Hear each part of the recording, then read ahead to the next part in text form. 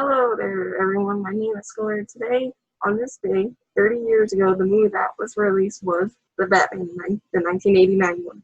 I'm a big Batman fan. This Batman was not the one that actually got me into loving The Dark Knight. The Batman that got me hooked onto the character was the famous Adam West. The 1966 one made me go back for the Batman. Yeah, I know that was a pun intended for it, so go with it. Since it is the 30th anniversary of the film that it was released, I thought I should tell you all some fun facts about the movie some of you guys may not know about it. So here we go, ladies and gentlemen. Here are the top 10 Bat facts about the Batman movie, the 1989. The first fact I'm going to tell you about was Michael Keaton was claustrophobic. I bet you guys didn't know that. When he was wearing the Batman suit, it helped him get into the character, actually. He said this, and I quote, he said this to someone in an interview. I forgot what interview he said. He said this, "I thought, I don't know how I'm going to do this. I'm feeling scared." And then it hit me. I went, this is perfect. This is designed for this. This is designed for this unusual dude. The guy who has this personality that's dark and really alone and really kind of depressed. So that's how he got into the character and got over the claustrophobic fear he had. So I did not know that. I hope you guys didn't know that either. The second fact I'm going to tell you about is Jack Nicholson would fall asleep in the makeup chair, and it's true.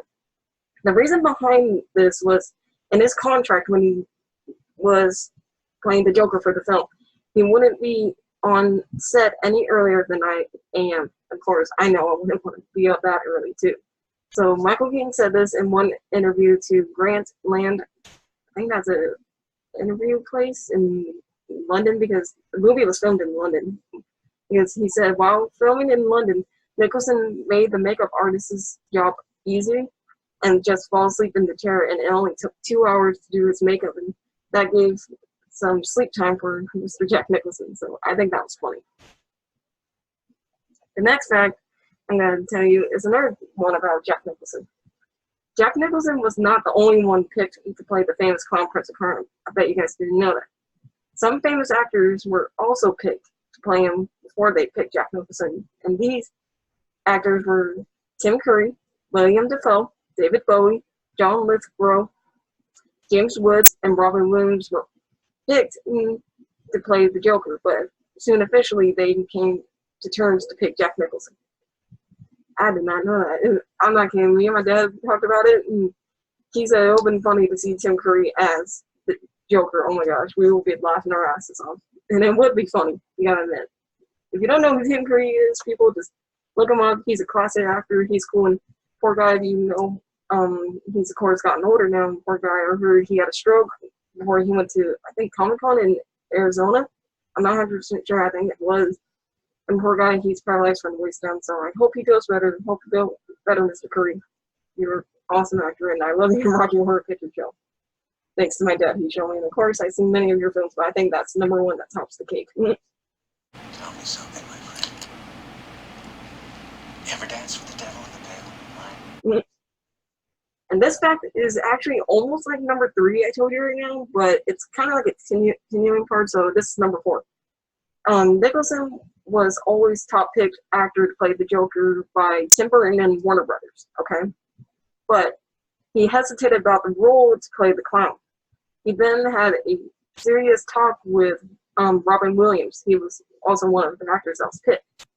And he talked about it to him. I don't know what he said, but they talked about it.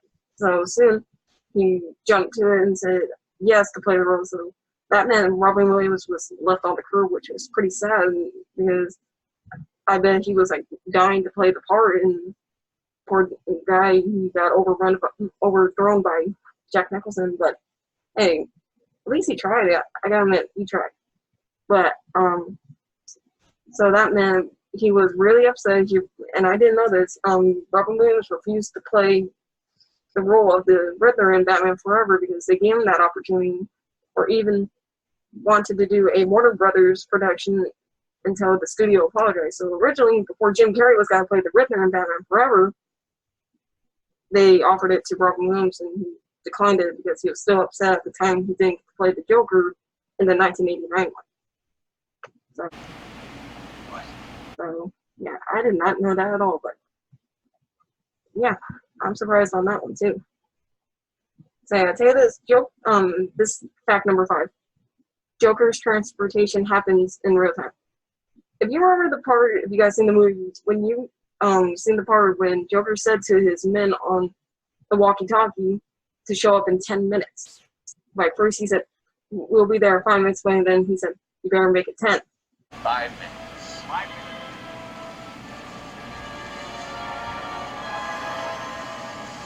Better make it 10. Okay, 10 minutes. Did that part. It actually took 10 minutes for him and the actors to get up there.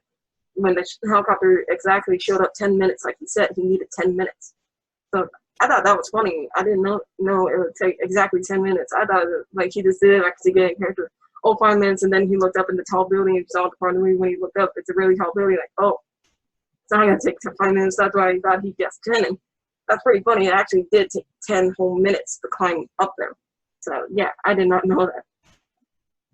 Fact number 6: Michael Keaton was the only one picked also to play the Dark Knight.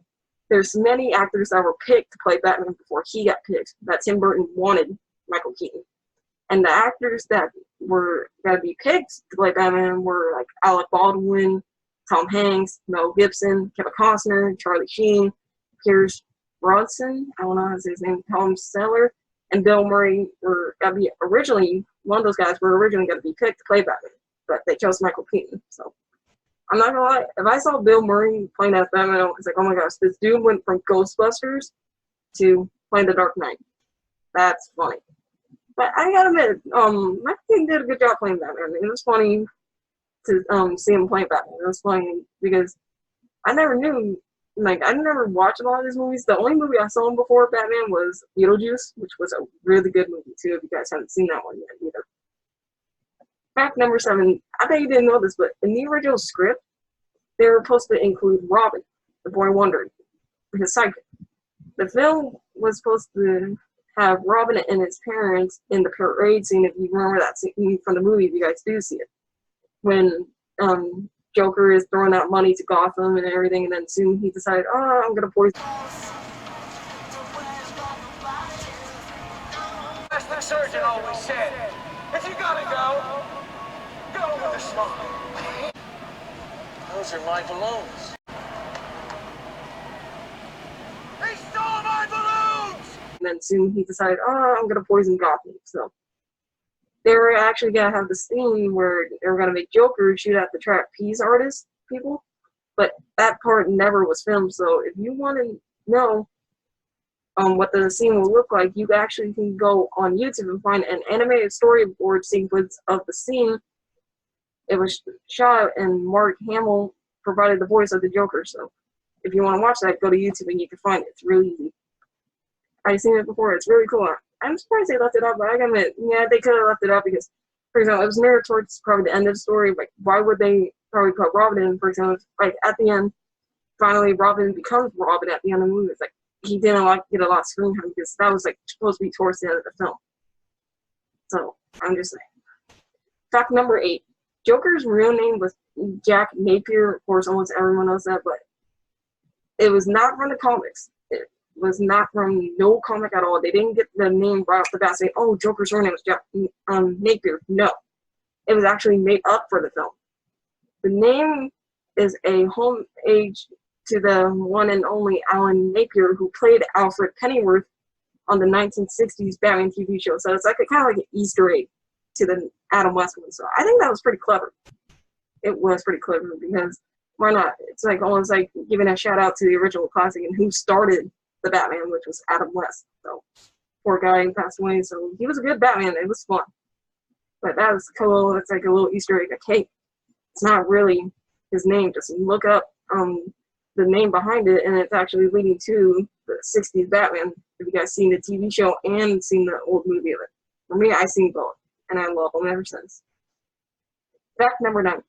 Kim Basinger was not originally picked to play Vicky Vale.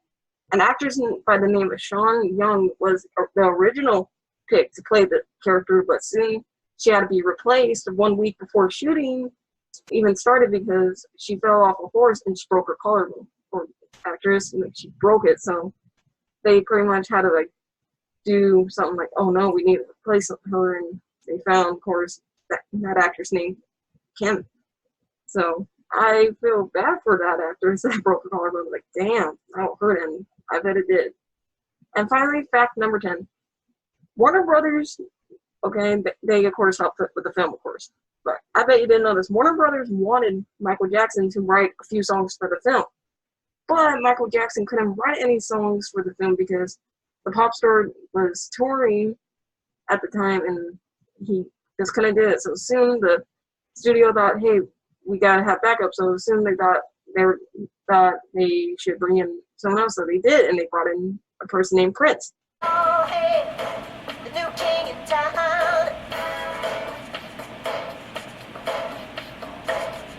Now you know. Who was only supposed to write two songs for the film only. But Prince, he was so inspired by Tim Burton's work with the film and everything that he made an entire album just for the film. And of course, Danny Elfman, the composer, like that played the instrument music. Like he's known for Beetlejuice. He's known for The Night Before Christmas. Almost every movie with Tim Burton, because I think of Friends. I'm not sure, but he had already scored much of the film, and soon Burton, he felt like he couldn't make another Prince song work with it, so he admitted that he felt a bit guilty about it. So I did not know that. Of course, I tell you this, I didn't know who Prince was when his song played in the movie. I had no idea that was Prince. I thought it was just a singer, and then soon later when I got older and found out that was Prince, like, okay, I never heard of Prince, but I seen the Batman film, so I did not know that. So that is it with the amazing facts for the 1989 Batman made by the one and only Tim Burton.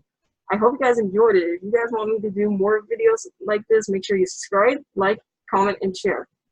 Hell, I might even do another one. I would do another one on another superhero, or I might do movies you guys love watching. So if you guys have any movies you want me to do, tell me them, and I will see if I see them. If I haven't seen them, I'll make sure I watch them.